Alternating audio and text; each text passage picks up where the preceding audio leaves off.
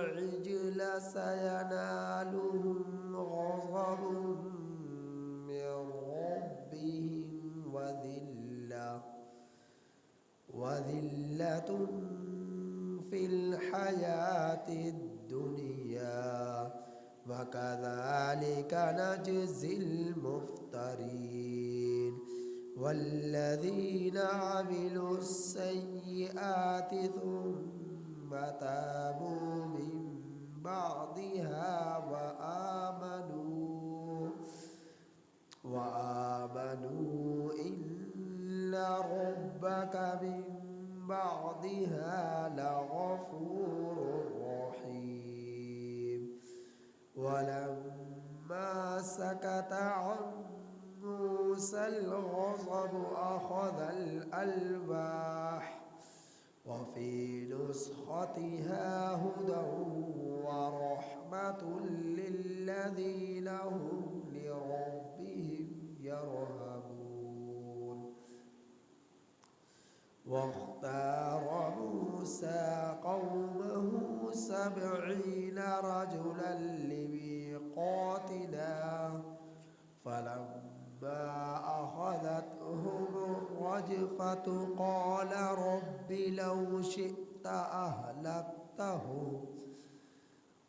لو شئت أهلكتهم من قبل وإياي أتهلكنا بما فعل السفهاء منا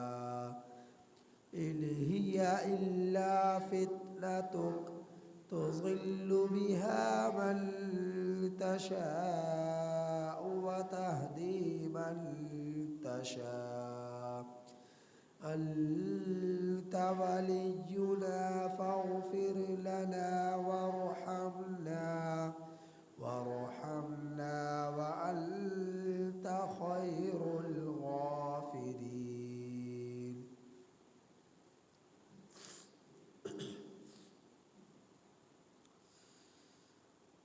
یہ سورۃ الاعراف کی آیت نمبر 192 تک 155 آپ حضرات کے سامنے تلاوت ہو. ان آیات کریمہ کا ترجمہ یہ ہے: ان الذین، بے شک وہ لوگ، اتخذوا، کہ جنہوں نے بنا لیا معبود، العجل، بچھڑے کو، سینالہم، ان قریب ان لوگوں کو پہنچے گا، غضب، غضب، من ربہم، ان کے رب کی طرف سے، وذلت، اور ذلت، فی الحیات الدنیا، دنیا کی زندگانی میں، وَكَذَلِكَ، اور اسی طرح، نجزل، ہم بدلہ دیتے ہیں، مفترین، افطرا باندھنے والوں کو، والذین، اور وہ لوگ کہ جنہوں نے عاملوا السیئات، برے کام کیے، ثم تابوا، پھر انہوں نے توبہ کی، من بعدہا، برے کام کرنے کے بعد، وآمنوا، اور سچے دل سے ایمان لے آئے، ان ربک، بے شک تیرا رب،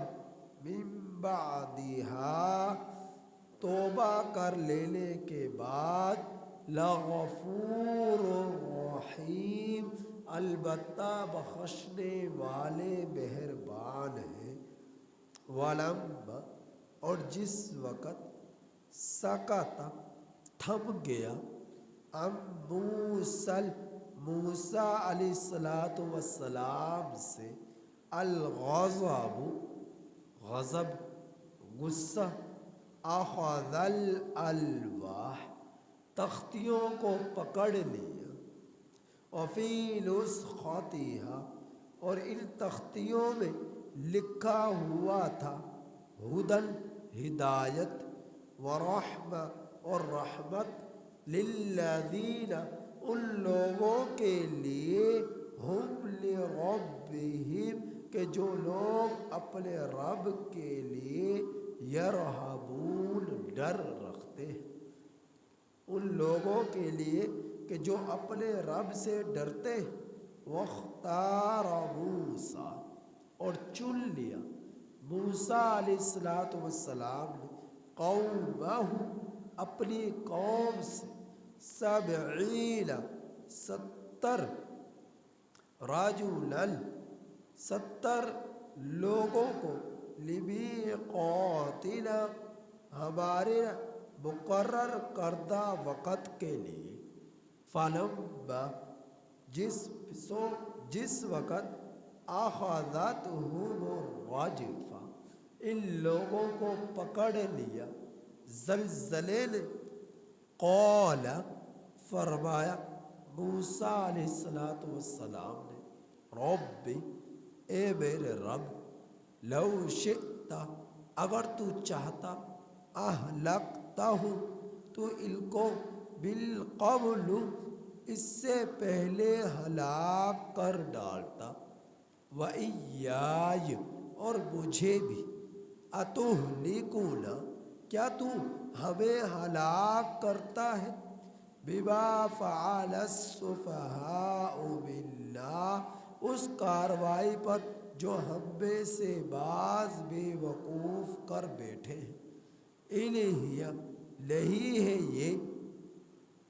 اِلَّا فِتْنَتُک مگر تیری جانب سے امتحان، مگر تیری جانب سے آزمائش، تضل بہا اس کے ساتھ من تشاء جسے تو چاہتا ہے، تضل گمراہ کرتا ہے، وتہدی اور ہدایت دیتا ہے، من تشاء جسے تو چاہتا ہے، انت ولینا تو ہی ہمارا مددگار ہے، ولی ہے، دوست ہے، مددگار ہے، فاغفر لنا سو تو ہمیں بخش دے، وارحمنا اور ہم پر رحم فرما، وانت خیر الغافرین اور تو سب سے زیادہ بخشنے والا ہے۔ حضرت موسیٰ علیہ السلام کا قصہ گزشتہ آیات کریمہ ہی سے چلا آ رہا تھا۔ آپ حضرات کو کل کے سبق میں بھی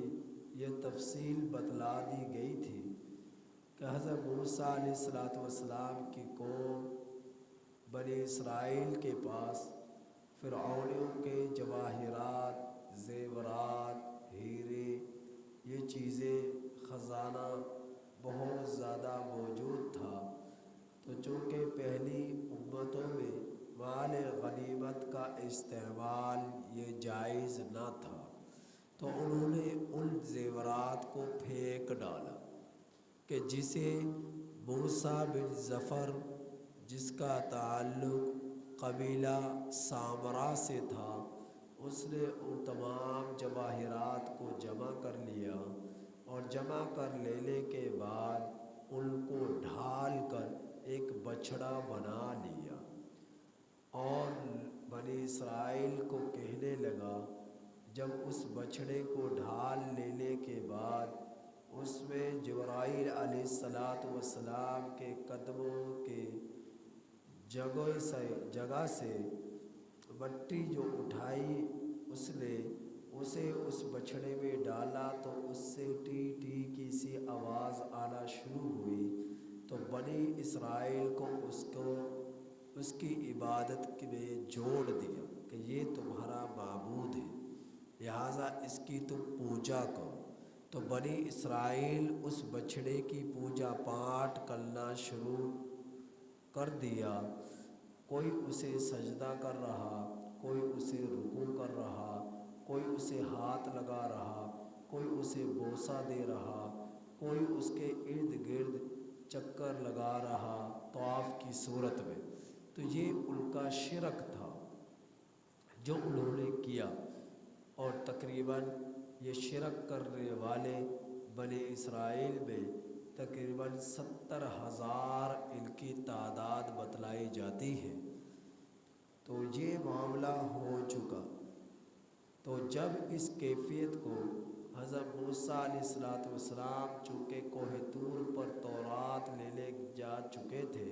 واپس تشریف لائے، تو آپ کے علم میں اللہ سبحانہ و تعالی لا چکے تھے کہ آپ کی قوم پیچھے سے شرک میں ڈوب چکی ہے۔ تو موسیٰ علیہ السلام غضب کی حالت میں افسوس کرتے ہوئے تشریف لائے، اور سب سے پہلے اپنے بھائی کو جھنجھوڑا، اپنی طرف کھینچا، اس کے سر اور داڑھی کو پکڑ کر، اور اسے تنبیہ کی کہ میرے بعد تو نے خلافت کو اچھی طرح نہیں سنبھالا، یعنی نائب بنا کر گئے تھے کہ میرے پیچھے سے قوم کا خیال کرنا کہ یہ بہک نہ جائے، گمراہ نہ ہو جائے، کسی برائی میں مبتلا نہ ہو جائے۔ تو حضرت ہارون علیہ السلام نے ماں کا واسطہ دے کر فرمایا، میں نے انہیں خوب سمجھایا، خوب نصیحت کی، خوب منع کیا، لیکن ان لوگوں نے مجھے کمزور جانا، اور قریب تھا کہ یہ لوگ مجھے قتل کر ڈالتے۔ تو موسیٰ علیہ السلام نے حضرت ہارون علیہ السلام کی اس بات کو سنا تو غصہ کچھ کم ہوا، پھر اللہ سے اپنے لیے، اپنے بھائی کے لیے مغفرت اور بخشش کی دعا فرمانے لگے۔ تو ان آیات کریمہ میں کچھ اس کا ذکر ہوا کہ بے شک وہ لوگ جنہوں نے بنا لیا اتخذوا العجل، بچھڑے کو معبود، سینالہم غضب من ربہم، القریب ان لوگوں کو پہنچے گا ان کے رب کی طرف سے غضب، وذلت اور ذلت فی الحیات الدنیا، دنیا کی زندگانی میں۔ اور اسی طرح ہم بدلہ دیتے ہیں جو ہے افطرا باندھنے والے کو، تو ان کو ذلت یہ ملی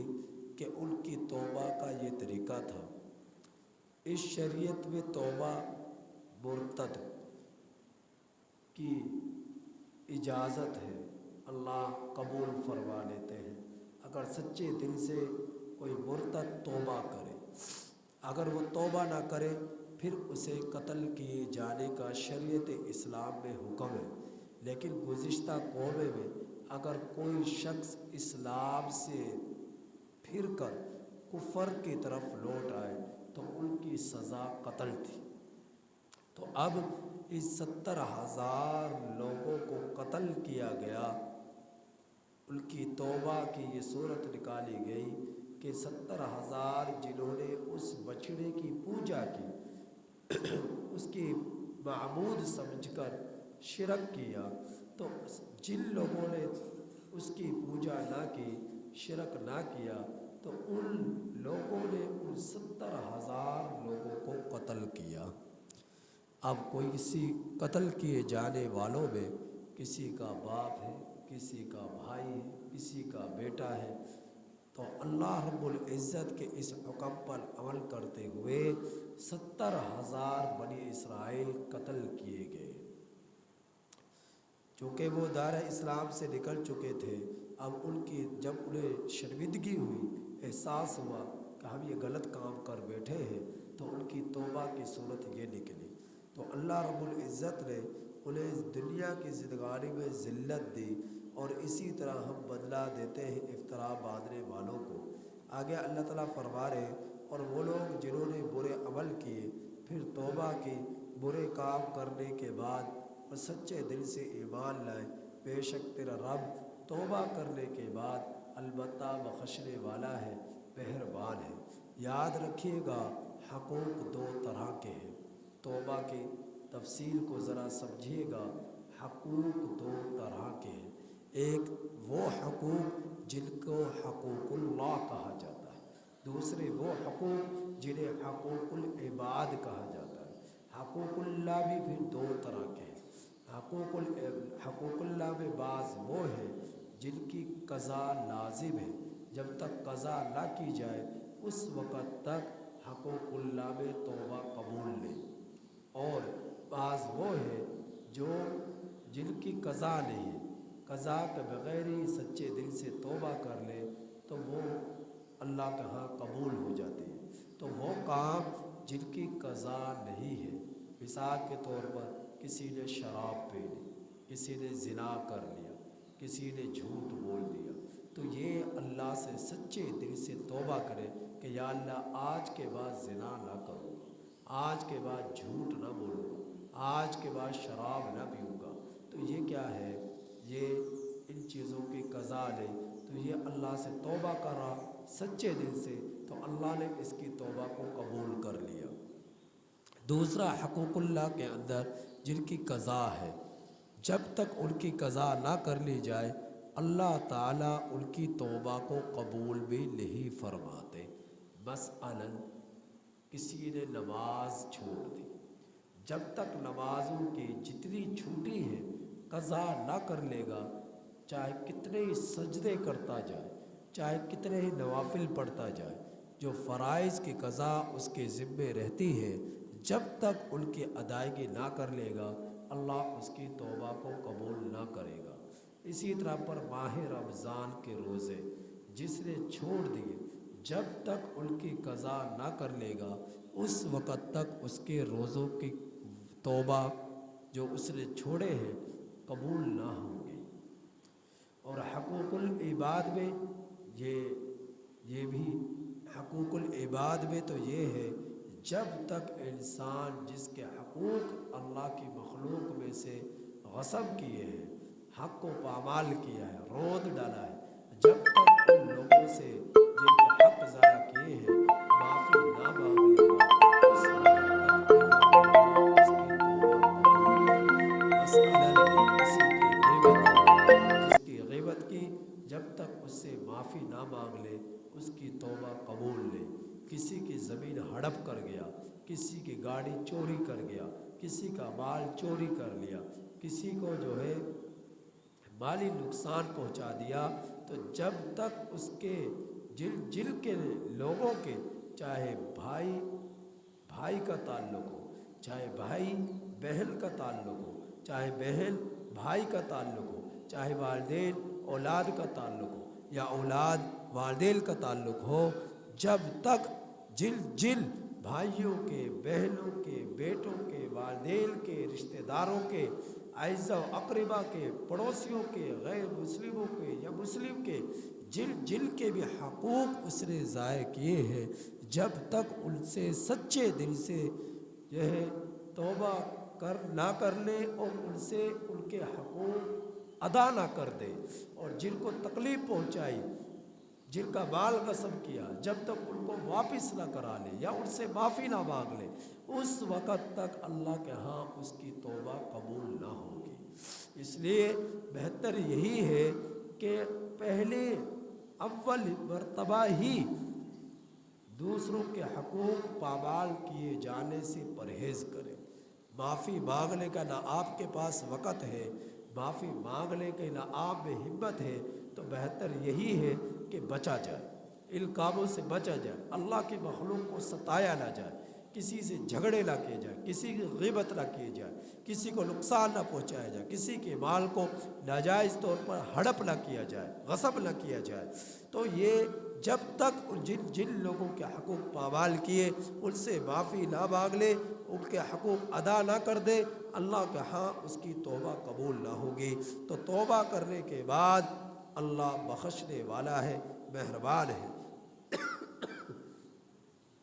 اب آگے اس کا ذکر ہوا کہ موسیٰ علیہ السلام نے غصے کی حالت میں جو تختیاں تورات کی زمین پر رکھ دی تھی، رکھ دی تھی، تو اب جب غصہ تھما تو موسیٰ علیہ السلام نے تورات کی ان تختیوں کو اٹھایا اور پکڑا، اور فی نسختہا ان تختیوں میں تھا کیا؟ ان تختیوں میں لکھا ہوا تھا ہدل، ہدایت کی باتیں، ورحمہ، اور رحمت، للذین هم لربهم یرہبون، ان لوگوں کے لیے جو اپنے رب سے ڈرتے ہیں، اپنے رب کا ڈر دلوں میں رکھتے ہیں، تو ان لوگوں کے لیے ہدایت تھی اور رحمت تھی۔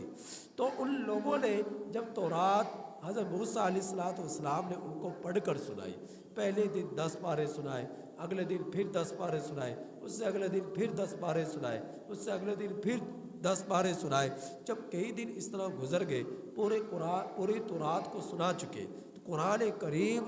سب سے افضل ترین کتاب ہے اللہ کی، اس کے بعد مرتبہ تورات کا ہے۔ تو اب تو اس میں تحریفات ہو چکی، اصلی شکل میں تورات موجود رہی، لیکن جو اصلی شکل میں تورات ہے اس پر ہم سب کا ایمان ہے کہ وہ اللہ کی کتاب تھی اور حق تھی۔ تو حضرت موسیٰ علیہ السلام کی قوم کہنے لگی کہ اس میں تو مضامین بہت سخت ہیں، ہم سے عمل نہیں ہو سکتا،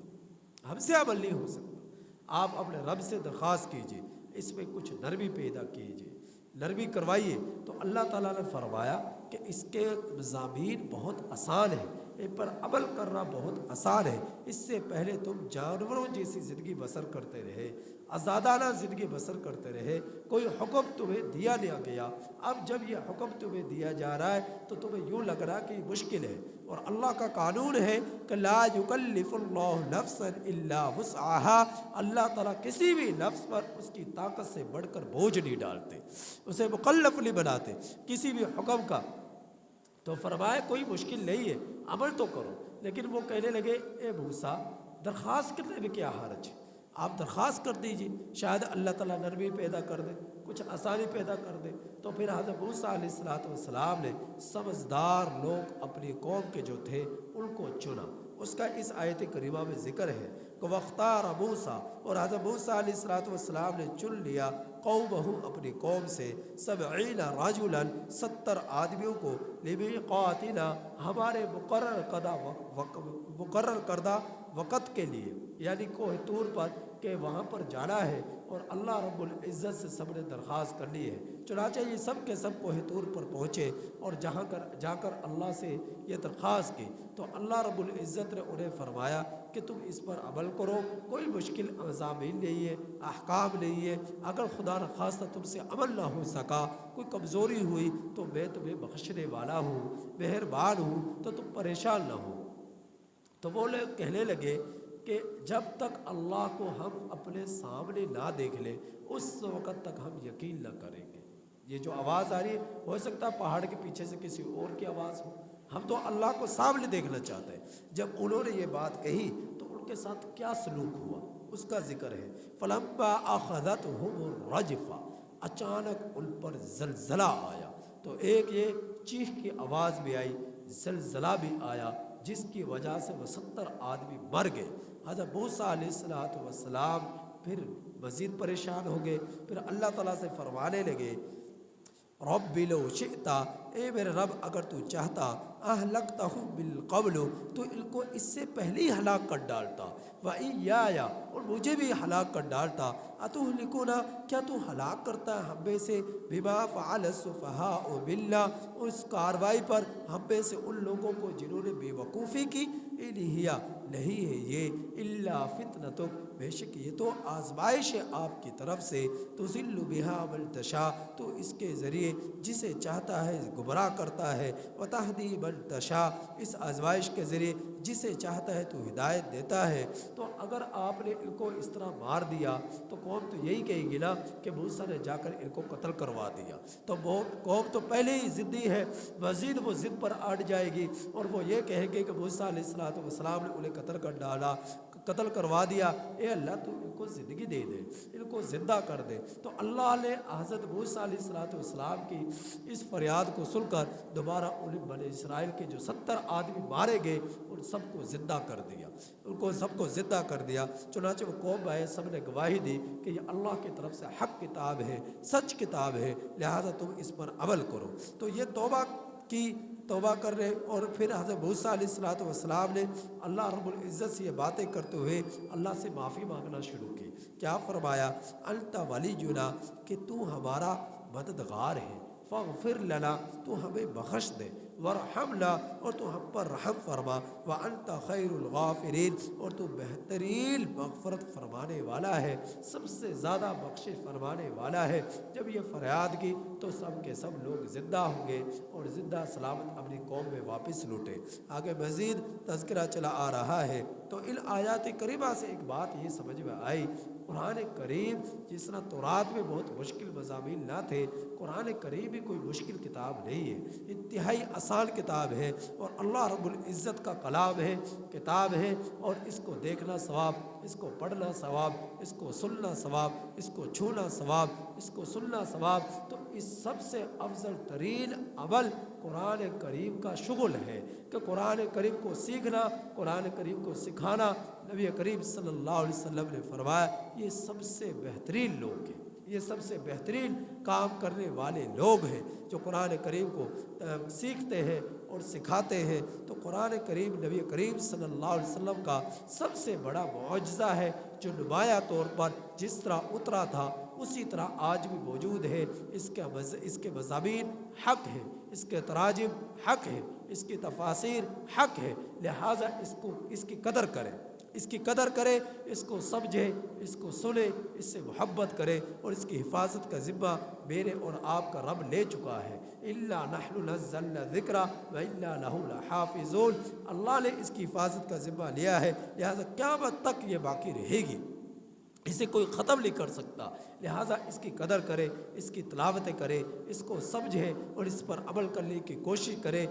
इन पर अमल करना कोई मुश्किल नहीं है। हाँ, जो न अमल करने वाला हो उसके लिए ये मुश्किल है। जिस तरह जो नमाज़ें पढ़ता है, 5 वक़्त की नमाज का आदी बन गया, उसके लिए नमाज़ें पढ़ना कोई मुश्किल नहीं है। लेकिन कोई नमाज पढ़े ही ना तो उसके लिए तो ऐसा है जैसा उसके ऊपर कोई पहाड़ रख दिया हो। तो नमाज पढ़ना ऐसे लोगों के लिए आसान है जो पढ़ना शुरू कर दे, और ऐसे लोगों के लिए मुश्किल है जो पढ़े ही ना। तो कुरान करीम पर ऐसे अमल करना ऐसे लोगों के लिए मुश्किल है जो इस पर अमल करने की कोशिश ही ना करें, और जो अमल करना शुरू कर दे तो उनके लिए कुरान करीम पर अमल करना कोई मुश्किल नहीं है। जो तिलावत करना शुरू कर दे, तिलावत करना कोई मुश्किल नहीं है। लिहाजा रोज़ाना की तरतीब पर खूब कुरान करीम की तिलावत करें, इसको छुए, इसको देखे, इसको सुने। अल्लाह ताला से दुआ है कि अल्लाह ताला हमें अमल करने की तौफीक नसीब फरमाए और इन आयात